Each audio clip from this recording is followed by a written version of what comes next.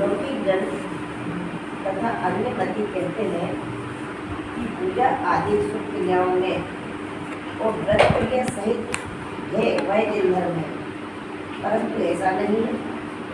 जिन मत में जिन भगवान ने इस प्रकार कहा है कि पूजा दिव्य है और व्रत सहित होना है वह तो पुण्य है।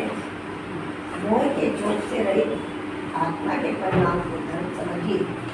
श्री अष्टपौर में कुंडाचार्य देव धर्म की परिभाषा देते हैं। पहले तो लिखा व्रत सहित पूजा आदि सब जिन धर्म में सत्कर्म है का अर्थ है कि लौकिक भाषा में इसको सत्कर्म कहते हैं, आगम की भाषा में इसको सत्कर्म कहते हैं और पाप के परिणामों की अपेक्षा से, परंतु वास्तविक परिभाषा आगे दिए मत है। दृढ़ यानी दर्शन मोह, शोभ यानी चारित मोह ही निज परिणाम आत्म धर्म है। दर्शन मोह और क्षोभ विहीन अपना शुद्धात्मा मोह से विहीन है, मतलब कषाय से रहित अपना खुद का शुद्धात्मा है, उसके आश्रय से आत्म धर्म का जन्म होता है। भावा तो बहुत सरल कर दिया। लौकिक जन और अन्य में कई कहते हैं कि पूजा आदि शुभ क्रियाओं में और व्रत क्रिया सहित वह जिन धर्म, और कहते हैं लौकिक जन कहते हैं और अन्य में कहते हैं, परंतु ऐसा नहीं है। ऐसा लिखा अच्छा होने की ताकत है। सब पूजा के कर्म को सत्कर्म कह रहे हैं, वो सत्कर्म ऐसा नहीं है। सत्कर्म तो वो है जिन मत में जिन्हें भगवान ने इस प्रकार कहा है कि पूजा और व्रत सहित होना वो तो पुण्य है।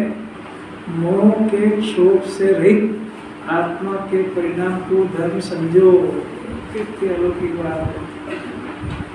कोई प्रश्न हो ना तो कर लेना चाहिए, खाली हाँ मगर नहीं लाना चाहिए, क्योंकि आचार्य के सब एक से एक बातें बड़ी नहीं आ रही। आवाज नहीं आ रही। नहीं बस ठीक है, ठीक आप ठीक है, ठीक है, ठीक। इसमें थोड़ा कपड़ा लगा दें। देखो ये अपना 178 नंबर का श्लोक है। अंतिम अमृत चंद्राचार्य अंतिम रस का उद्घाटन कर रहे, सब उड़े लिए अभी तक की सब गाथाओं का सार इसके अंदर है। देखो श्लोक नंबर 178।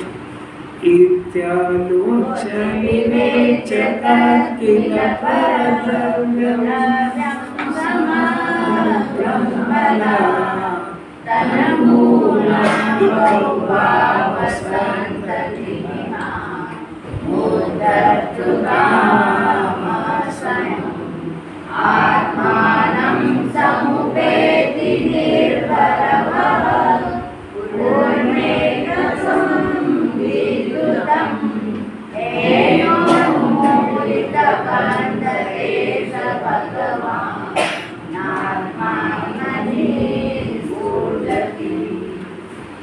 अब इसी अर्थ का कौन सा अर्थ का जो ऊपर का 287 क्या कहा था उसके अंदर कि निमित्त नैमित्तिक भाव से कर्तव्य के त्यागने का उद्देश्य है।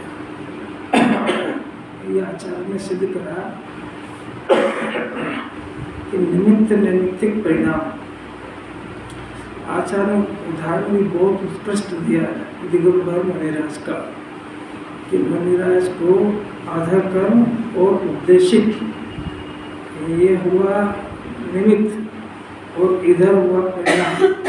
अधर कर्म और उद्देशिक आहार हुआ निमित्त, और इसके आश्रय से जो परिणाम हुआ वो नैमित्तिक, उसका नाम राग है। ये राग यदि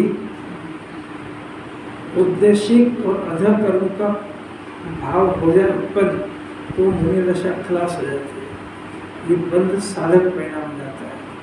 मैंने उनका त्याग नहीं है तो इधर उस परिणाम का भी त्याग नहीं है। ऐसा आचार्य बहुत अच्छी तरह से उदाहरण से सिद्ध कर चुके हैं। अब वो उसमें उस परिणाम को बंध साधक परिणाम क्यों कहा? उस परिणाम को बंध साधक इसलिए कहा कि वो जो अधर्म मैंने पाप से बना हुआ आहार, कई जीवों की हिंसा हुई उसमें, और मुनिराज महाव्रती है, अहिंसा महाव्रत के धारी है, उनके द्रव्य हिंसा का और भाव हिंसा का त्याग होता है। उनके निमित्त से यदि भोजन बना हो तो उस भोजन में जितने जीवों की हिंसा हुई है उस सब हिंसा की अनुमोदना एकदम हो जाती है। इसलिए उनका पुण्य भी इतना प्रबल होता है, अपना पुण्य से तो अपन तुलना कर ही नहीं सकते। उनको भोजन न तो बनाने का भाव होता है, न किसी को आदेश देने का भाव होता है, और उनके लिए प्रकृति के द्वारा भोजन की व्यवस्था होती है। तो भोजन का भी ऐसा गजब के स्वरूप है कि अपन जो है अपन भोजन करते हैं ना, भोजन मांग लिया, बात खत्म हो गई। ये जीव ऐसा समझता है ना कि तुम त्याग करेंगे तो अपने लोग धर्मात्मा के घासी उड़ाएंगे, ऐसा करेंगे ऐसा करेंगे। वास्तव में ऐसा नहीं है। जो थोड़ा भी त्याग करता है उसकी जगत के अंदर बहुत महिमा होती है। आप जो है रात्रि भोजन का त्याग करो, जमीकरण का त्याग करो घर के अंदर, तो आपको जो भी जीवन बनाएगा वो आपका ध्यान बहुत रखेगा। उसके दिमाग के अंदर आपकी बहुत महिमा और छवि होती है कि कैसे धर्मात्मा है। ये ऐसा सोचता है कि लोग मेरी हंसी उड़ाएंगे, लोग हंसी नहीं उड़ाएंगे, इसको बड़ा आदर्श के रूप में देखेंगे। आप एक त्याग करके तो देखो, वो उसको पता है कि जमीकरण रात्रि भोजन का इनके त्याग है। हमारा तो परिणाम इतना उज्ज्वल और सॉफ्ट है कि जहाँ पर हमको अपने अनुकूल भोजन नहीं मिलेगा वहाँ हम नहीं जाएंगे। हमको पता लग जाएगा कि वहाँ पे भाई आवक्ष बन रहा है, जमीकरण बन रहा है, हम नहीं जाएंगे, सीधी बात है। अब सामने वाले को बुलाना है तो आपकी व्यवस्था अलग करेगा और आपको विशेष रूप से कहेगा कि आपको पधारना है, आपकी भोजन की व्यवस्था अलग करी गई है। बोलो कौन बना होगा? ये अपने हाथ से अपने पुण्य को हीन करता है। पंचम गुण स्थान वाले श्रावक अनुव्रति जो मर्यादा का और स्रोत का भोजन करते हैं, उनको अगर किसी को भोजन कराने की गरज है और वो उनको आमंत्रित करता है तो बराबर जैसा उनका भोजन होता है वैसा बनाता है वो, और हाथ जोड़ के कहता है कि आपके योग्य आहार बना हुआ है। आपको अपनी महिमा, धर्म की महिमा को समझ में आई।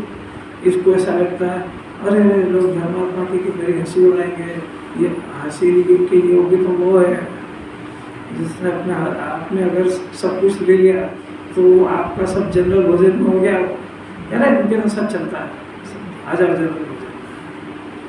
कितना अंतर है सोच में और समझ में। संबंध को दृढ़ करना है। अभी पहले ये बात क्या समझ में आई आपको ये बताओ।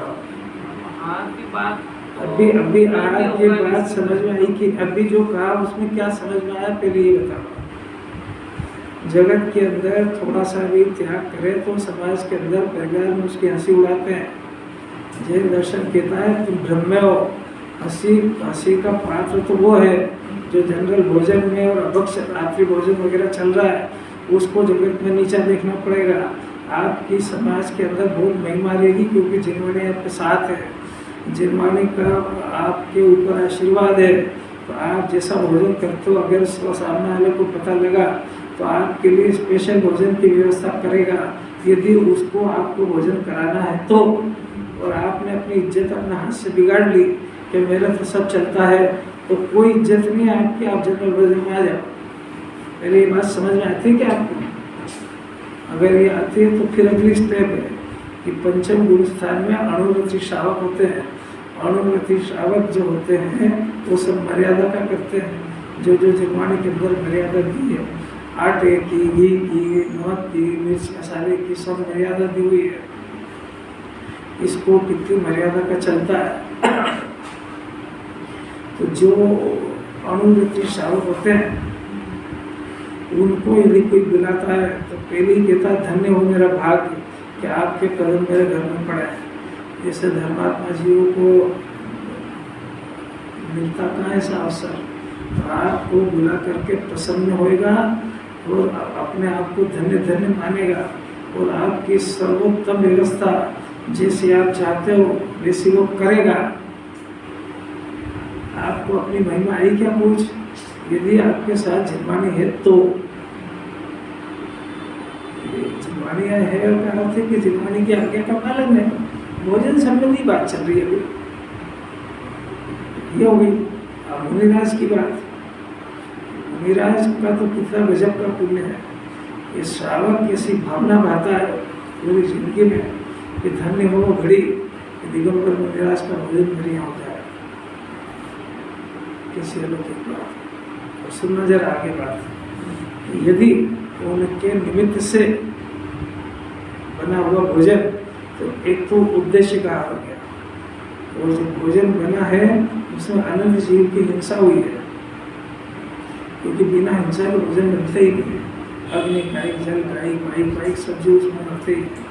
तो वो महाव्रत के धारी होने से उनको इस जाति का राग नहीं होता है भोजन का। अब सुनना गंभीर बात कि ये परिणाम बंध साधक परिणाम है।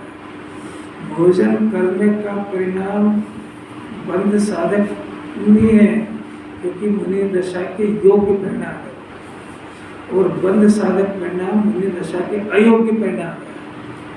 वही मंत्र समझ में आया। उनके योग्य जो परिणाम है उसमें तो उनका गुण स्थान टिका रहेगा, और उन्होंने बंध साधक परिणाम को ले लिया तो उनके योग्य आहार नहीं होने से, बंध साधक परिणाम होने से वो गुण स्थान गिरा देगा। इतनी समझने की बात है। जितनी जिसको जो समझ में आए समझना क्या करें, रास्ता भोजन ग्रहण करने से वो स्थान नहीं गिरता है, क्योंकि वो उनकी भूमिका के योग्य परिणाम है।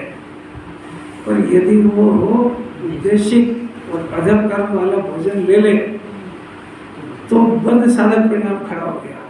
तो वो जो परिणाम हो गया है वो है निमित्त।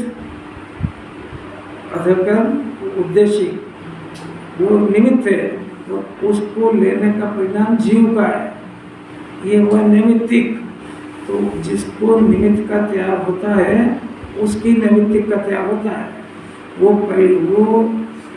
भोजन ग्रहण करने की क्रिया ये बताती है कि इनको निमित्तिक का ज्ञान नहीं है, और वो जब नैमित्तिक परिणाम है वो उन स्थान को गिरा देगा वो, क्योंकि वो उनके निमित्त में हो गया। वो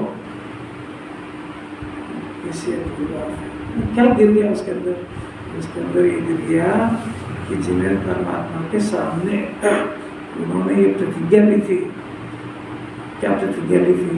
कि मैं शुद्धोपयोग का वहन करूँगा, शुद्धोपयोग से गिरूंगा नहीं, और शुद्धोपयोग से जब शुभोपयोग में आऊँगा तो मेरे बंध साधक परिणाम, उद्देशिक परिणाम, अधर कर्म का परिणाम उत्पन्न नहीं होगा। ये प्रतिज्ञा करी वहाँ पर, और वो प्रतिज्ञा यहाँ पे भंग हो गई। उनके निमित्त में बने हुए आहार का लेने से उनके द्वारा जो महाव्रत को पालन करने की प्रतिज्ञा ली थी वो इस नैमित्तिक कार्य से भंग हो गई है। वो भंग हो गई है तो गुण स्थान 5वां हो गया है। और खतरनाक बात सुनना जरा कि गुण स्थान 5वां होने पर भी अपने को मुनि मनाए तो गुण स्थान पहला हो जाता है। कैसी बात है, कैसी अपूर्व बात है। गुणस्थान भी गिर गया तो कोई बात नहीं है, क्योंकि कोई 7वें से 5वें में आ गया तो वो एकदम से कपड़े नहीं गिर देता है, तो बाहर से कुछ भी पता नहीं लगेगा, परंतु अंदर में वो समझ जाता है। क्योंकि अंदर में जो कषाय रहती है ना, तो 3 कषाय के अभाव की शांति रूप के चल रही थी, तो 3 कषाय के बदले में 1 कषाय और उत्पन्न हो गई, तो शांति 2 कषाय की रह गई, 2 कषाय की परिणमन हो गया, तो तत्काल पकड़ में आ जाता है कि मेरा 1 कषाय और उत्पन्न हुई है, तो गुणस्थान 5वां हो गया। सम्यक ज्ञान उसको कहते हैं, जो जैसी परिस्थिति हो अंतरंग की और बाहर की, वैसे जाने तो ज्ञान सम्यक है। अपने को सम्यक ज्ञान में पता लग गया कि मेरा गुणस्थान 5वां हो गया है, फिर भी अपने को 6, 7 वाला माने, तो सम्यक ज्ञान भी मिथ्या हो जाएगा, क्योंकि ज्ञान का काम है जैसा तैसा प्रकाशित करना। कैसी बात है ये, तो अभी थी मायाचारी करता है, नहीं साहब मेरा परिणाम थोड़ा था, वो भाषा निकल गई इससे। अरे जरा जैन दर्शन के अंदर कुछ ईमानदारी सीखो। उद्देश्य आहार का राग ही हो गया है, भाव ही हो गया है, तो बाकी सब चीजें खत्म हो गई। सब चीजें खत्म हो गई है। हमारा राग यार सुनो जरा, अभी जहाँ पे जब आपको पता लग गया कि सब चीजें खत्म हो गई, तो फिर अपने आप को मुनि कैसे मनवाते हो? ये प्रश्न खड़ा हो गया ना। जब आपके सामने आपके उद्देश्य का हाथ चल रहा है और स्पष्ट उद्देश्य है, बना आपके निमित्त से ही बना हुआ है, आपके निमित्त से ही चंद्रमा बना है, आपके निमित्त से ही गाड़ी लाड़ी पाड़ी चल रही है, आपके निमित्त से ही छाता चल रहा है, आपके निमित्त से बहुत बातें सबको बुरा लग जाएगा, इसलिए मत छोड़ो इस बात। समाज की ताकत नहीं कि कुंदाचार के बारे में चिंत है, और भाग्यशाली होता है उसके कान पड़ती है, वही सुन सकता है इस बात को। चूंकि अपने तो सील ठप्पा ही लगा है, तो गुरुदेव के मानने वाले हैं, तो आपको छिपाएंगे इससे, जब प्रश्न आएगा तो जवाब भी देंगे इसी से। मुनिराज के पूजा के अंदर 10 लक्षण में परिग्रह 24 भेद त्याग करे, मुनिराज की परिभाषा क्या हुई? अंतरंग बहिरंग। अंतरंग कितने होते हैं? बहिरंग कितने होते हैं? सबको पता है। अंतरंग के 14 के नाम बताओ। 1 नंबर 1 मिथ्या, फिर 4 कषाय, फिर 9 कषाय। गजब हो गया। तो पहले मिथ्या दर्शन का त्याग होता है, जो मिथ्या दर्शन का ही त्याग नहीं हुआ है, गजब हो गया ना। अंतरंग का तो कुछ पता ही नहीं रहा। सब मिथ्या तो क्या होता है? और द्रव्य की कर्ता बुद्धि, भोजन की सुबुद्धि, अपने को शरीर मानना, शरीर की क्रिया से धर्म मानना, ये खुले आम दिखता है कि नहीं दिखता आपको? दिखता है? अरे जिनवानी पढ़ने वाले ही समझ जाएगा ये मिथ्यात्व नहीं गया अभी तो। क्योंकि जिसके मिथ्यात्व जाता है उसके सम्यक्त आता है, और जिसके सम्यक्त आता है उस सम्यक्त का विषय शुद्ध आत्मा होता है, तो शुद्ध आत्मा को उस सम्यक दर्शन को कभी नहीं भूल सकता, क्योंकि अनंत काल में नहीं हुआ वो काम है, कैसे भूलेगा? और जिसको ये याद रहता है उसकी वाणी में क्या आएगा? आपको कोई बात समझ में आई क्या? वाणी में से कभी सम्यक दर्शन और उसका विषय आता भी है कि नहीं कभी? तो मिथ्यात्व नहीं गया तो मुनि दशा कैसी? बात समझ में आ रही क्या? मिथ्यात्व का परिणाम निमित्त गए, इतनी बात समझ में आई। दूसरी सुनो, बहिरंग परिग्रह कौन कौन सा होता है? हाथी घोड़ा सब आ गए। गाय आई कि नहीं आई? गाय भैंस अभी। तो जब मुनि दशा अंगीकार करी थी तो प्रत कार्य अनुमोदना 9 कोटि का त्याग था बहिरंग परिग्रह का। तो जिनके बहिरंग परिग्रह का त्याग है वो गौशाला खुलवा सकते हैं कि नहीं? वो हाथ करगा खुलवा सकते हैं कि नहीं? जिन्होंने खुद के वस्त्रों का त्याग कर दिया है वो दूसरे के वस्त्र उद्योग खुलवाएंगे क्या? पंचम गुण स्थान में ही आरंभ परिग्रह का त्याग हो चुका है, तो मुनि दशा में कैसे संभव है? मैंने कहा था ना, मत छेड़ो। सब प्रतिज्ञा टूट रही है, उसके बाद भी अपने को मान रहे हैं, मनवा रहे हैं। तो क्या कहते हैं कि चौथे काल के मुनिराज का दर्शन, ये 5वें काल के कुंकुमाचार्य, अमृतचंद्राचार्य, उमा स्वामी आचार्य और कितने आचार्य, पद्म प्रबंधधारी देव, समन भद्राचार्य, देखो सही लिस्ट है। सब 3 कषाय के अभाव की शांति का आनंद भोगने वाले। नेक्स्ट वरद इसको कहते हैं, नाम ले शब्द मिट जाए। अष्टपावड़ पढ़ा नहीं कि जो मुनि है नहीं वो अपने को मुनि मानते हैं। मिथ्या दर्शन का दोष उनके तो चल ही रहा है, इसका मिथ्यात्व भी ग्रहित हो जाएगा और ग्रहित को तोड़ने की तैयारी चल रही है और ग्रहित का पोषण हो रहा है। किसी बात है, झेलने में बहुत ताकत है, जिसको मानना माना। कुंकुमाचार्य की वाणी को नहीं मानने से उनका कुछ नहीं बिगड़ता है। मान जाएगा तो परमात्मा बन जाएगा, परमात्मा की श्रेणी में आ जाएगा। जिन्हें भगवान का लघुनंदन बन जाएगा, सम्यक दर्शन की पात्रता पैदा हो जाएगी, मोक्ष का रिजर्वेशन हो जाएगा, अनंत काल की मनुष्य प्रयास सफल हो जाएगी। कैसी बात है? अभी भले ही जन्म में कुछ नहीं हो सके तो कोई चिंता नहीं करना उसमें, पर सत्य मार्ग यही है, इसका संस्कार जरूर डाल लेना। नहीं तो जो दुर्दशा उनकी होगी कि जिनवाणी का उल्लंघन करने की सजा मामूली नहीं है, सीधे निगोद है। निगोद से डर भी कहाँ लगता है उसको? लगता है डर? अगर निगोद से डर लगता ये जिनवाणी से पूछता कि निगोद जाने का कारण बताओ, पाटिल जी कुछ थोड़ी तुम्हें समझ में आ रही क्या? जीव ने अन्याय, अभक्ष और अनीति इसका त्याग अनंत बार करा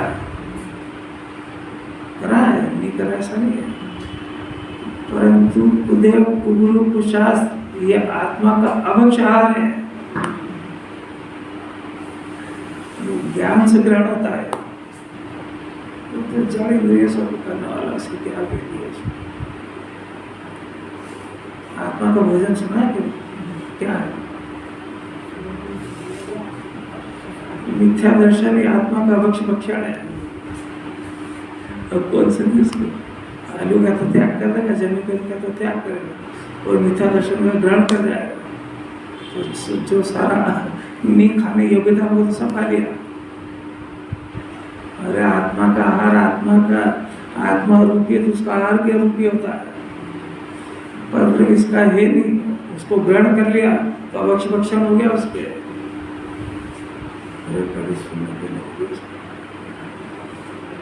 ये तो गुरुदेव को मानने वाले कोई सोच सकता है। पूछो क्या पूछना? हाँ तो ज्ञान है ना, ज्ञान है, श्रद्धा है, चारित्र है, तीनों है। श्रद्धा, ज्ञान, चारित्र ये आत्मा की पर्याय है। ये विपरीत ग्रहण करना है आत्मा का अभक्ष है। मेरे जमीकरण का त्याग है, ऐसा त्याग का कर्ता बनना वो आत्मा का अभक्ष भक्षण है। तब कैसे सुना? कितनी ताकत है! जितना दोष भोजन को ग्रहण करने की क्रिया का कर्ता बनना है, उतना का उतना ही दोष उस भोजन के त्याग का कर्ता बनना है। दोनों के अंदर सेम कैटेगरी का मिथ्या दर्शन है। आपको बात अच्छी लग रही है, नहीं लग रही है तो आप क्या आपको आत्मा नहीं मान रहे, यही मिथ्या दर्शन हाँ यही बात है।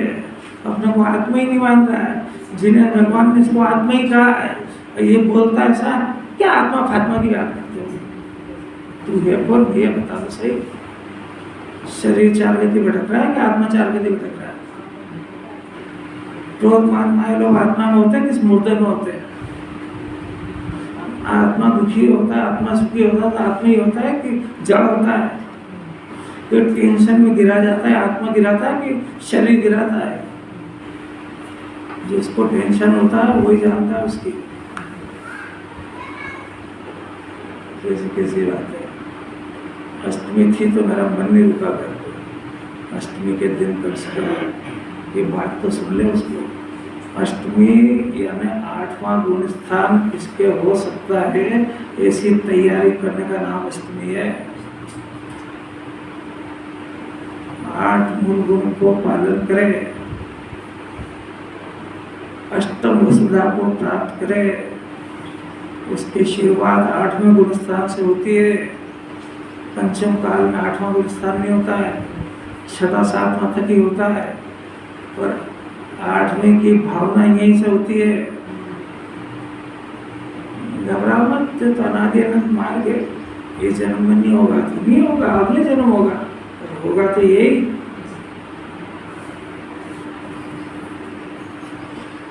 कठिन लग रही बात है, गर्दन तो ऐसे हिलाता है, क्या मालूम कितनी समझ में आती है। अभक्ष भक्षण का भोजन का त्याग करना है ना, सुना नहीं है कभी? जो इसको पता ही नहीं कि मिथ्या दर्शन आत्मा का अभक्ष है तो त्याग करे। अभी तो जन्म में मिथ्या दर्शन की परिभाषा समझ जाए, वही बहुत बड़ी बात है। जगत में कोई पदार्थ उसका है नहीं, उसको अपना मान के दुखी हो रहा है, यह सब अभक्ष तो खा लिया उसने। अभक्ष खाने से पेट दुखता है ना, ये पदार्थ को अपना मानने से दुखी है कि नहीं है? कैसे कैसे अपने भाग्य की सराहना करो कि कितनी अपूर्व बातें अपने को सुनने को मिल रही है। आप त्याग कर सको नहीं कर सको इसकी कोई जल्दी नहीं है, बस सत्य सुनो तो सही। इस जन्म में यही प्रतिज्ञा कर लो, सुनेंगे तो सत्य सुनेंगे, नहीं तो नहीं सुनेंगे। कहीं जाएगा तो असत्य के संस्कार को दृढ़ कर लाएगा, क्योंकि इसको शरीर की क्रिया और राग की क्रिया में धर्म जल्दी समझ में आता है, जबकि पूरा उल्टा है। ये अच्छी नहीं लग रही, करेंगे आप आचार्य को कोई गजब बात करना। वो जो निमित्त का जो दृष्टांत दिया है ना, उसके ऊपर से बात चल रही है, उसकी बात को अमृत समाचार फिर से दृढ़ कर रहे हैं। वो कह रहे हैं कि इस प्रकार यानी ऊपर जो मैं कहा पर द्रव्य और अपना भाव, आगे दो बात पर द्रव्य और अपना भाव।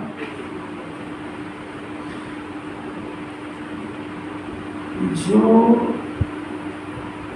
रागादि करना जीव का स्वभाव बन जाए तो राग जीव का अपना भाव हो जाएगा, तो कभी भी राग का भाव नहीं होगा, क्योंकि आत्मा नित्य है और राग नित्य हो जाएगा, तो राग ही इसका कर्म बन जाएगा।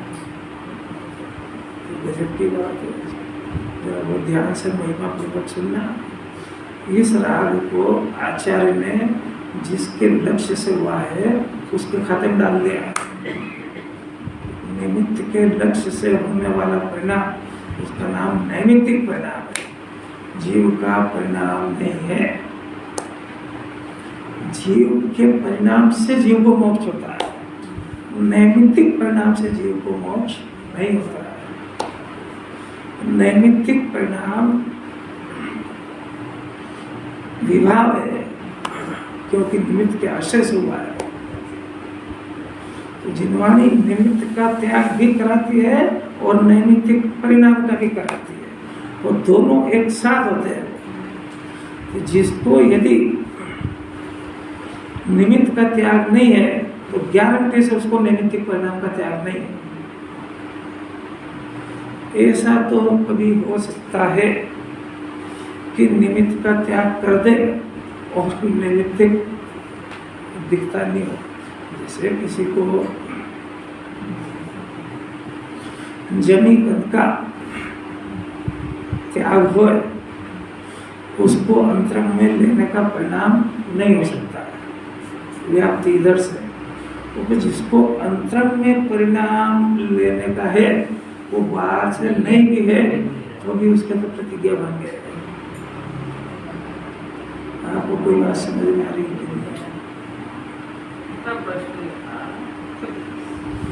सूक्ष्म प्रश्न नोट करने लायक। ये समय सार आप पढ़ा रहे हो ये निमित्त, इसमें हमको जो ज्ञान हो रहेगा निमित्त ठीक बात है।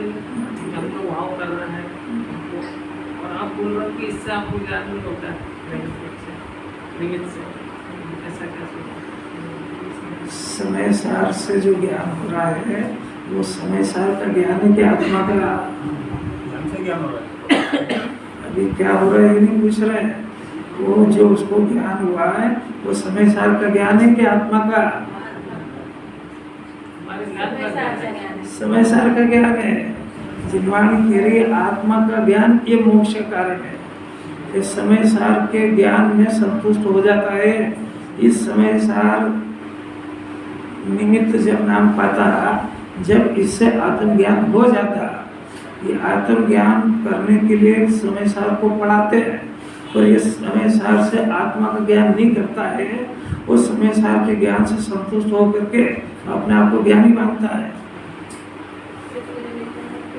निमित्त निमित्त तो उल्टा हो गया ना।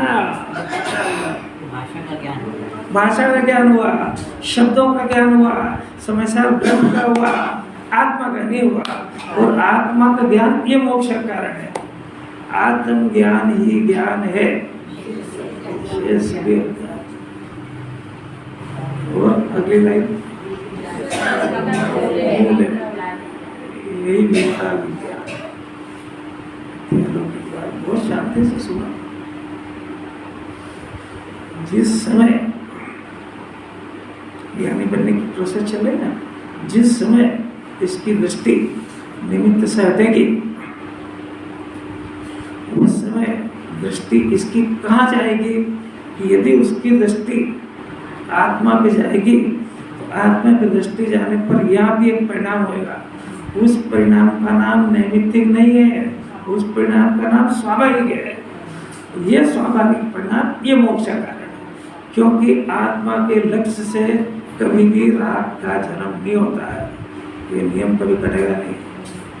और पर के लक्ष्य से विपरीतता का परिणाम कभी नहीं होगा, चाहे वो परमात्मा हो। आत्मा निमित्त हो गया, विपरीत परिणाम हो गया। हाँ। निमित्त हमको हो तो आत्मा निमित्त हो ना। हाँ, आत्मा को निमित्त बनाओ तो सही। जो पर्याय आत्मा को निमित्त बनाएगी उस पर्याय का नाम तो स्वाभाविक पर्याय है। पर्याय में सारा काम होता है। आत्मा वितराग भाव का दाता नहीं है, क्योंकि आत्मा अगर वितरागता का कारण हो तो अनादि से आत्मा है, अनादि से वितराग भाव होना चाहिए। जो पर्याय पुरुषार्थ पूर्वक सब भद्रव्य का आश्रय छोड़ के अपने शुद्धात्मा का आश्रय लेती है, वो अपने उपादान से वितराग भाव का जन्म होता है। तब उसको आत्मा को निमित्त कहते हैं, उसे थोड़े निमित्त कहते हैं। आत्मा न वितरागता का निमित्त न राग का। आत्मा तो क्या ध्रुव है, पर ध्रुव भी न राग का निमित्त न वितरागता का। यह आश्रय ले परद्रव्य का तो राग का जन्म होता है। परद्रव्य राग देश वितराग भाव का निमित्त नहीं है। आपको कोई बात समझ में आती है क्या? बहुत अद्भुत बात है, अद्भुत बात है। इसको सही डायरेक्शन पता ही नहीं तो क्या करें। तभी तो ये है अपने परिणाम का कारण, परद्रव्य को जानने के कारण उनसे दूर हटने कर उनके त्याग करा करता है। तुम हट जाओ, अपने सामने बताओ क्यों, तुमको देखता हूँ तो मेरे को राग देश होता है, अपने राग देश का कारण तो वो है।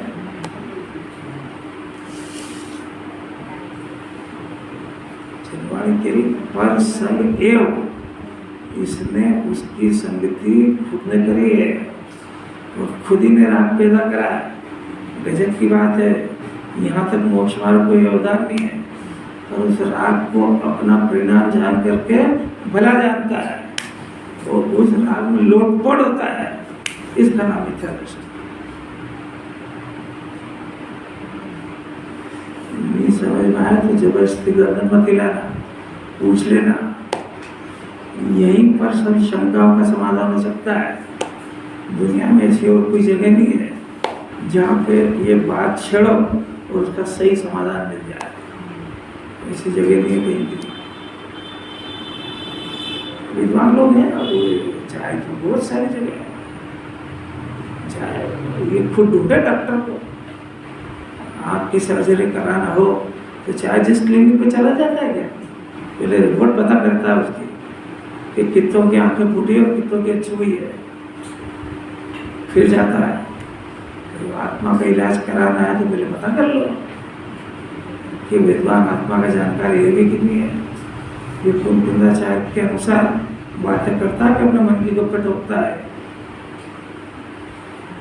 ये कुंदाचार्य की वाणी का प्रचार करता है कि अपनी वाणी का करता है। आपको नहीं हमारी बात समझ,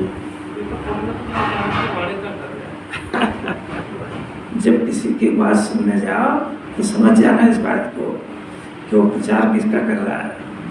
कुंदाचार के माध्यम से अपना कर रहा है कि अपने माध्यम से कुंदाचार का कर रहा है, दोनों को अंतर समझ में आया नहीं? आ रही बात समझ? नाम लेगा कुंदाचार का और अपना चिंतन रखेगा यहाँ पे। तेरा चिंतन सही होता तो तू मोक्ष मार्ग में लग जाता। थकता गाय को नहीं समझ में आती तो जो इसमें लिखा हो पढ़ दो बस, ज़्यादा अपनी टेढ़ा को मत लगाओ, क्योंकि सामने वाला तुम्हारे भरोसे में बैठा है, यहाँ पे डूब जाएगा बेचारा, तो खुद तो डूबेगा, उसको ले डूबेगा। बात समझ में नहीं आ रही, कितनी सारी सावधानियां बता रहे हैं। देखो इस प्रकार परद्रव्य और अपना भाव, इनकी निमित्तिकता का विचार करके कर लिया, अब विचार करके बहुत जोरदार परद्रव्य मूलक बहुभावों की संतति को एक ही साथ उखाड़ फेंकने का इच्छुक पुरुष, ये जो बहुभांति के परिणाम चलते हैं अंदर ही अंदर, अनेकों तरह के चलते हैं, ये जो बहुभांति के परिणाम है इसका कारण परद्रव्य मूलक, इस परिणाम की संतति का कारण परद्रव्य कारण नहीं है, परद्रव्य से एकता करता है। क्यों ऐसा नियम है कि आत्मा के साथ एकता नहीं करेगा तो परद्रव्य के साथ एकता करेगा ही करेगा, और जब परद्रव्य के साथ एकता करेगा तो बहुभावों की संतति का जन्म होगा। अभी तो नहीं हो रहा है कि हो रहा है, हो रहा है तो जानना कि अपना आत्मा आत्मा को छोड़ चुका है और परद्रव्य से एकता स्थापित कर चुका है, इसलिए बहुभावों की संतति चल रही है।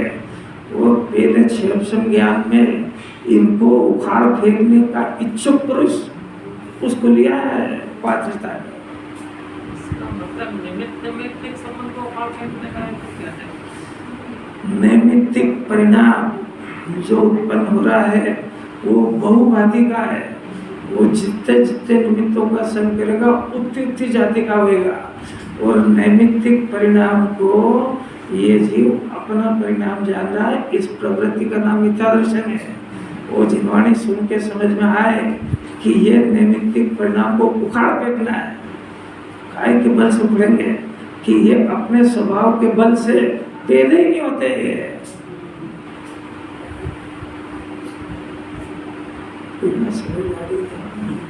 मिथ्या दर्शन क्या होता है, कैसे उखाड़ा जाता है। मिथ्या दर्शन किसको कहते हैं? यार परिभाषा ही समझ में आई किसी को? पकड़े किस किसने पकड़े?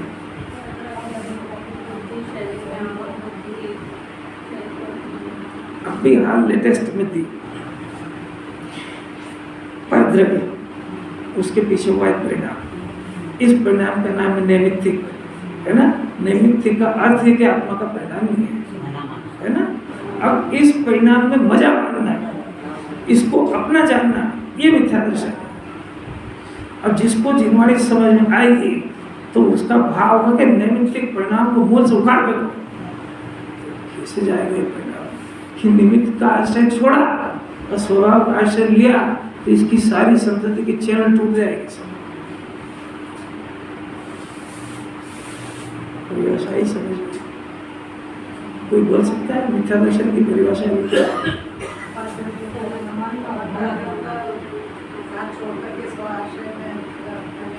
मैंने ये सब कुछ नहीं कहा, क्या उटपटांग नहीं सुनते?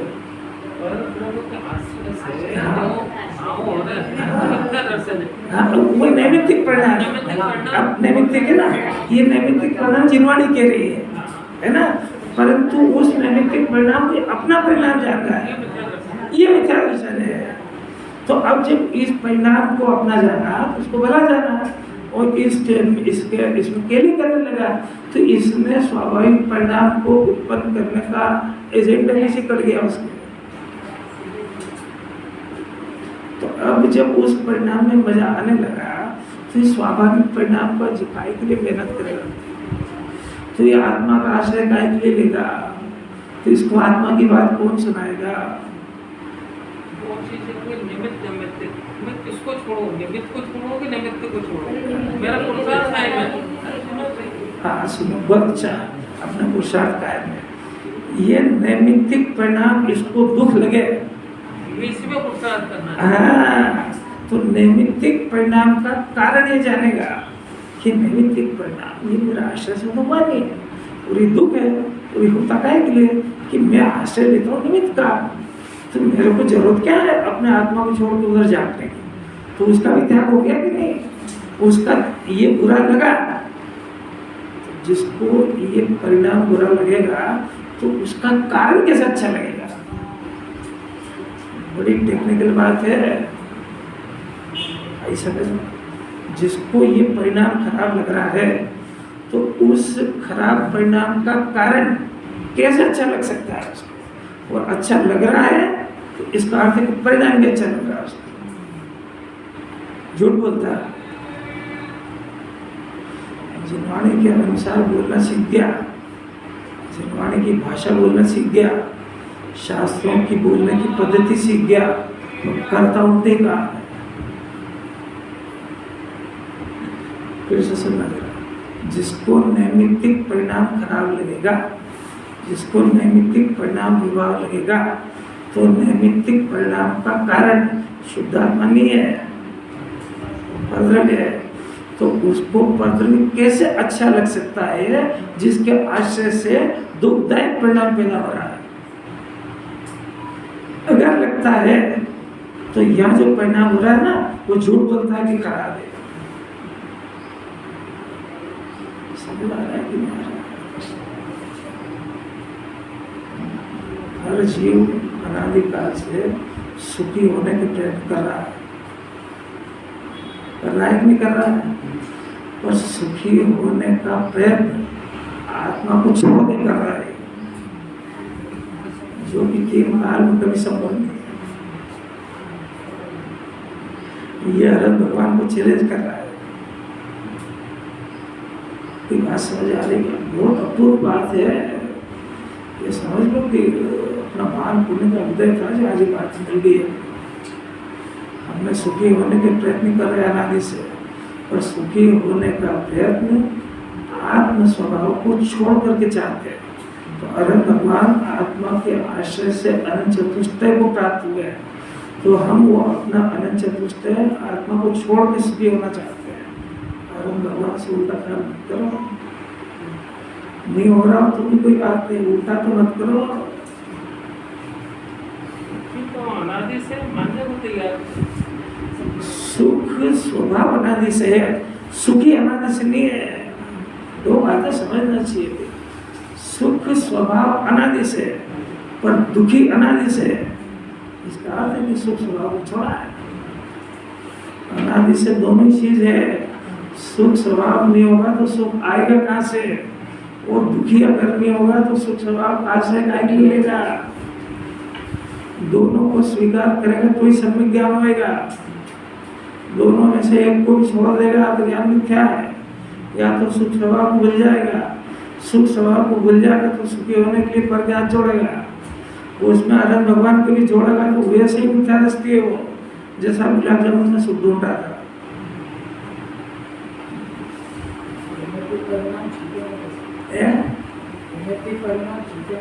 इतनी देर से क्या सुना है? नैमित्तिक परिणाम का अर्थ ये होता है कि वो निमित्त के आश्रय से होता है। एक बात याद रहेगी। दूसरी बात, नैमित्तिक शब्द ये बताता है कि जीव का परिणाम नहीं है। नैमित्तिक शब्द ये बताता है कि इसका आश्रय परद्रव्य के साथ है, इनका जोड़ा है। परद्रव्य के आश्रय से नैमित्तिक परिणाम होता है, और नैमित्तिक शब्द ये बताता है कि ये जीव का परिणाम नहीं है, और नैमित्तिक शब्द ये बताता है कि जीव इसका कर्ता भी नहीं है। क्योंकि अगर इसका जीव कर्ता हो जाएगा तो त्रैकालिक कर्ता कर्म का दोष आ जाएगा, आत्मा के नित्य कर्तृत्व का प्रसंग आ जाएगा, मोक्ष का अभाव हो जाएगा अगर नैमित्तिक परिणाम जीव का हो जाए तो।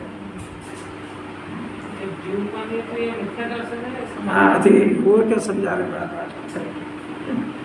नैमित्तिक परिणाम, नैमित्तिक शब्द इस बात की सूचना है कि इसका आश्रय निमित्त है। नैमित्तिक परिणाम का अर्थ ये कि जीव का परिणाम नहीं है। नैमित्तिक परिणाम ये है कि जीव इसका कर्ता भी नहीं है। क्योंकि नैमित्तिक परिणाम यदि जीव करेगा तो नित्य कर्तृत्व का प्रसंग आ जाएगा। तो कोई भी जीव पर का त्याग नहीं करेगा, सारी जीवनी फेल हो जाएगी। क्योंकि सारी जीवनी कह रही है इतने पदार्थों का त्याग करो। तो वास्तव में पदार्थों का त्याग नहीं कराना है, वास्तव में तो उस जाति के परिणाम का त्याग कराना है। क्योंकि परद्रव्य तो आत्मा में ग्रहण ही नहीं हुआ है, इसलिए परद्रव्य का त्याग तो आत्मा करते ही नहीं है। वो परद्रव्य के संबंध में परिणाम को ग्रहण किया है। तो परिणाम का त्याग कराने के लिए भाषा यही वापरी जाएगी कि आप जमीकरण का त्याग करो। जमीकरण जब आत्मा खाता ही नहीं है, रात्रि भोजन करता ही नहीं है, तो आप इनका त्याग क्यों कराते हो? कि तेरे को स्वच्छंद होने के लिए। तो आत्मा खाते ही नहीं तो कुछ भी खाए, ऐसा नहीं है। स्वच्छंद होने में देर नहीं लगेगी। तेरे को ये बुद्धि क्यों नहीं आएगी कि आत्मा खाता ही नहीं है तो खाने का परिणाम क्यों पैदा हुआ? उसकी बजाय कुछ भी खावे, कल कहाँ से आई तेरे को? यही बात समझ। अरे कुछ आ रही है कि नहीं आ रही? अब दूसरी बात है कि उस पदार्थ का त्याग करे बगैर भाव का त्याग नहीं होगा, और भाव का त्याग होने पर वो द्रव्य का त्याग हो जाएगा।